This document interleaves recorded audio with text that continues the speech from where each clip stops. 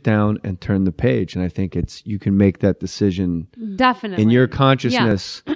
There's that's that why anorectic, impulse to just be like, I don't want to deal with it. I'm going to refuse it, keep it out. But I think a kid just gets under your skin in like a way that I would like kill somebody for my dog, but I think a kid, it would just be even more intense. Kids do get under your skin and they cry and you have to work at 6 a.m. and they're up all night and they don't understand that you have a schedule. Right. Oh my God. And you realize, wow, I would love to just sit here and watch TV for an hour, but I can't because somebody's obsessed with trash trucks. Stop it. And I have to pull up trash truck on YouTube. Otherwise, this thing is going to cry because of a trash truck. That's why I'm lucky that Michael Mollen is like a woman. He's like a mother hen. This is incredible because I'm the woman in the relationship in my house. Are you? Yeah, like I need to cuddle. I need to get like warmed up. And I'm really into my wife your wife. is much more like we need like just fuck me. Yeah. And that's I'm like, how I am. I'm on. like, why are we being intimate? Stop. This is awkward. This is exactly my house where I am the actual come That's on. how he is. And she's like, what are you gonna rub you're rubbing my back? Really? Yeah. The other day he was grabbing my boobs. He's like, I'm just checking for lumps. No, okay, I'm not. Okay, get the fuck off me. I'm pretty sure. He wasn't really looking for lumps. No, but he needed like an excuse because I was like, otherwise it was just too intimate. I mean, so you're not. My wife likes to be intimate, but I don't really like intimacy. there is a thing too. Okay, perfect example. I was doing a show. I was in Las Vegas, and we were in the hotel, and I said, do you want to have sex? Yeah. And as my wife pulled down her sweatpants, she goes, can you be fast? Oh, yeah. And I was like, I'll give it a try. Right. Like, right. And then when you say, can you be fast? You're never fast because the pressure of just like, I have to be fast. Yeah. Well, once you're up and running, it's very quick. But once there's no Paxil. Right. Yeah. See, Michael's on all sorts of a big cocktail of shit. Really? A big cocktail. Wow. All sorts of fun things. So you don't want to be a mom because this is the first time I've ever heard this. It's fascinating. Really? Not because you don't like kids, because you don't want to be around other moms. I don't. And why I don't should want to be someone's mom. I'm like, I don't want to fuck you up. I don't want to like be responsible because no matter what you do, you're not going to give them the same issues that you have. But there will be other issues. Right. And that doesn't sound fun or promising at all. So does your therapist make you go back and bring up like memories and stuff? Because cognitive behavioral therapy. That was this therapist more now. I mean, we do, like family of origin stuff, but family what? Family of origin. Yeah. Excuse me.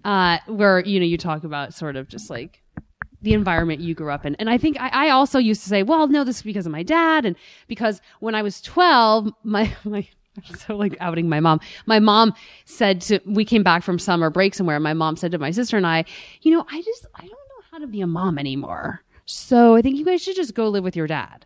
So we went and lived with my father in Arizona, and I went to high school in Arizona. I was 12. Wow. So Jesus. And she was like living on some guy's boat, like just fucking. Your mom's an Onassis. This is great. My mom's wild. Mom's a wheeler and a dealer. Mm-hmm. And so party. It was insane. So that type of thing. It's like, do I really, I definitely talk about it.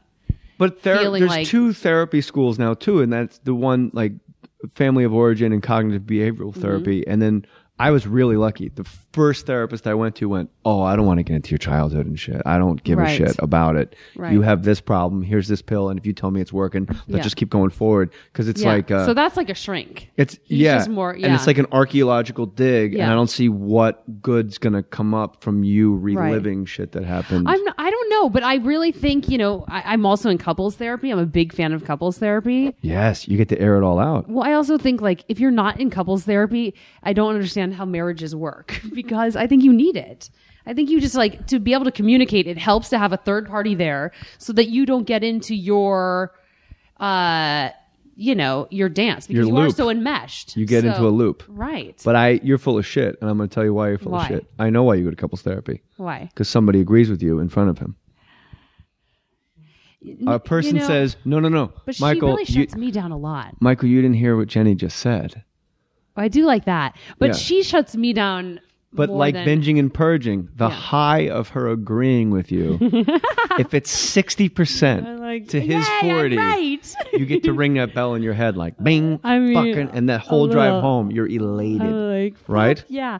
A little bit. You can tell me I'm wrong. A little bit. No, I'm willing to admit that for sure. But I don't know. I think I have more compassion for him knowing, just the things that I know now. From the therapist. Yeah. Why doesn't he discussed in front of her? But why doesn't he discuss these things to you? Why does he have to bring in like this third party? Well, I don't think we would get to talking about trying to sow things. discord. Well, I mean, what's his deal? Why can't he share that with you? Why does he need this lady to share with you? Things from me, you guys. Yeah, what's his deal? I don't think he loves me. No, I don't. Where is he? Where is he? He loves you so much. He's not here. I got Ricky Bo down the street. He's got peepers on us right now. You know who loves you? Ricky Bo. He's got a little doll, little Jenny doll. I should be with Ricky Bo. Who do you think is favoriting all those fucking tweets? Non-stop. Favorite. From 4. He's got a grid of computers. It bothers me that Ricky doesn't follow me on Twitter. Is he on it? Yes. All right. Because it feels like my stalker's not in love with me like he should be. Have you been stalked in real life? No, but I've stalked people. Who? Oh, that is your bio on Twitter. Michael's ex-girlfriend. Obsessed. Really? Obsessed. Really? So I'll tell you why, and then you can also. This is also part of my dysfunction. But the thing about her that's so exciting to me is that. So when they broke up, she made a web series about him breaking up with her and how hard it was to get over him and blah, blah, blah, all this stuff.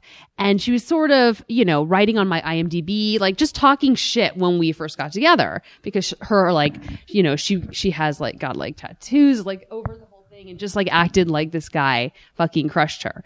But what I found so fascinating was that as a result, she started sort of, looking at my page and becoming kind of interested in me. And I had my first fan. I was like, she cares about me. So then I started tailoring my online persona to sort of cater to what I thought that she would want me to be. And then when she started getting over me, moving on and not caring about her ex-boyfriend because he was married, I got really upset. And I was just like, okay, Michael, do something cute. I need her back. I need her to love us.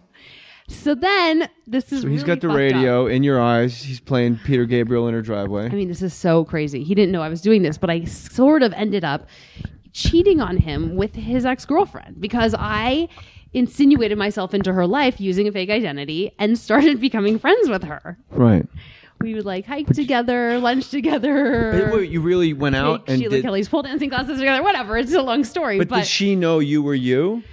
Yeah, but the way that I initially got in touch with her was by using my agent's Facebook and contacting her and being like, she said, does anyone have a chair I could borrow? And I'm killing myself laughing. I'm just like, can it be brown? And she responded. So that's when I knew I had catfished her and I had her, So then when you meet her, does she know that she's now hiking with Michael's wife? I hid in the trunk when I first saw her. Excuse me? Wait. I heard the word trunk. Yeah. So I called my agent. I was like, she wants a chair. Do you by chance have a brown? She's like, Jenny, I told you could use my Facebook. You couldn't actually talk as me to people. And I was like, well, I might have, and I might have accidentally lent her a chair. Do you have something that, looks like this? And could she borrow it? It's a Christmas party. It's really important. So my agent goes to the house with a chair to drop it off to her.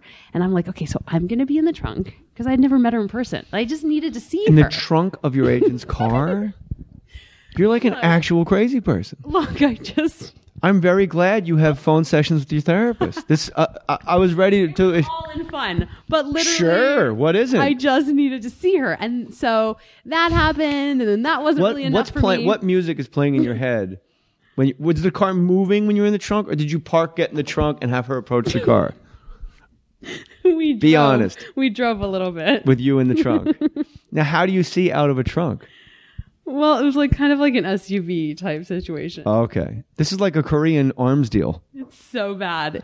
I can't believe I did all of this stuff now, but then I wrote about it for Smoking Jacket, and it was really embarrassing when I was sitting at the nail salon. This is a couple months after this article had come out, and she and her mom are sitting across from me and my mom getting pedicures, and I'm texting her are you mad at me? Hike Runyon next week? I wanted her to still be my friend. But does she know that you're Michael's wife when you're at the nail salon? How do you go from so Trump playing happened, peek and then I would occasionally drive past her apartment just to like see what she was up to. Were you jealous of? No, I'm not jealous. No. Were you jealous of guys that when like cool guys would roll into her house? Be like, fucking look at this guy. Definitely not. There was that wasn't that happening. There wasn't jealousy. I think it was really because every time he would like mention something, it would be something crazy. It was like she grew up in Boston and then went to NYU and all of a sudden was stripping for a living and she was married once. And I mean, just this weird sort of character that all things that should come out in the first explanation of a person. Totally. And I was like, this 4 years later, you go fascinating. You're like, BU. When did you go to BU? You left that part out. Right. You're like, well, I don't know. Right. So I'm with you. Okay. And I would just like became sort of obsessed. And I think, well, when you're married to somebody, I think, it's not as exciting. You know them. There's not that same mystery. But when somebody else wants them, they're infinitely hotter to you. But I think it's also she wanted you in the beginning. Yeah. And this is something you could control. Going back to the anorexia and the bulimia, things that you can control. And your lack of... but I had to like hide it from him. I mean, he did not want me engaging with her. Because why should he strip you of enjoying the thrill of somebody being fat? She was obsessed with you first, right? So I think I'd be a good psychiatrist. You would. She was obsessed with you first because you were with him. Yeah. Right. So suddenly somebody that has no self-esteem and the existential, like, what the fuck am I doing here? Right. Now there's a person across town going, what the fuck is she doing now? I need to know what she's doing now. Yeah. What is she wearing? I bet she's thinner than me. Yeah, exactly. I bet she's cooler than me. She probably smells nice. Does she smoke pot? Does she drink? She probably doesn't even drink. Is she a vegan? And this is all now like, now I'm a big fat somebody. Yeah, it was so exciting. Yeah. And it was like, and you don't want him to know. Days. I didn't have Twitter, so it's like MySpace. I got to like pick out a song that would play every time you got on my page. It would always kind of be. What was the song? Well, it always kind of be directed towards her. I don't know, just different songs. Just her name. Just Valerie over and over again. Valerie. It would just be different songs that I felt made me look cooler than I actually am in real life. So you don't want Michael to. The idea of somebody is always better than they actually are in real life. Well, it always is. So that's why part of me wanted to meet her, but part of me was like, fuck, the only people that you ever mortal to her, and I don't love that. And the only people you're ever fascinated with are the people that you have no opinion of whatsoever and just pop into your life. Exactly. Anytime you meet your heroes, you're always disappointed. Always. Yeah. That's how my wife has that strict rule: never meet your heroes. And we go saw Bette Midler. She's like, bananas for Bette Midler. I'm like, fuck that. We're going backstage. Yeah. And if she's an asshole, we'll live with it. Who cares? We'll just live with it. But she was nice, and I'm a big. You have to meet your heroes person, and my wife's in the other. It seems like you're in the other camp. Like, I don't want to meet them. I would be a little scared. Yeah. But that lady was obsessed with you, and you don't want to tell your husband about what you're doing because he's going to tell you to stop. Now all of a sudden you're going to be stripped of all this great, cool legitimacy. Fun. And it was just like a caper, I love a caper. I like the word caper more than any word in the world. The fact that you called it a caper makes it the best. Yay! I love capers, you guys. Jenny Mollen Capers. That's your new show. My book. Yes. Yes. Caper. Jenny Mollen Capers. The Jenny Mollen Caper. I swear. The Rachel Papers and the Jenny Mollen Capers. Yeah, I love it. Capers. But you don't want them to think of the garnish. Oh, like an actual caper? A caper. Or just you in a caper suit.